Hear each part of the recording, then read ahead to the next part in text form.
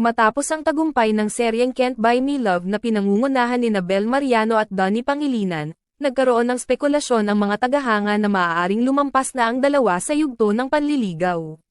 Maraming Don-Bell fans ang naniniwala na ang dalawa ay nasa relasyon na, ngunit maaaring naghihintay sila ng tamang pagkakataon para ipahayag ito sa publiko.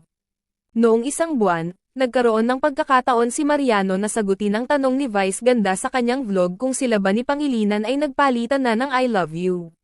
Nahiya si Bel ngunit umamin na si Donnie ay nanliligaw pa sa kanya, ngunit hindi niya matukoy kung gaano nakatagal ang panliligaw.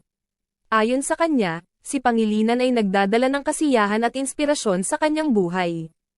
Sinabi ni Mariano na bukas siya sa pakikipagtulungan sa iba pang aktor sa hinaharap at pareho silang nagnanais ni Pangilinan na maging mga filmmaker balang araw. Sa kabila ng kanilang tagumpay bilang love team sa Can't Buy Me Love, mukhang hindi maiiwasan ang posibilidad na ang kanilang on-screen chemistry ay magbubunga ng tunay na pagmamahalan.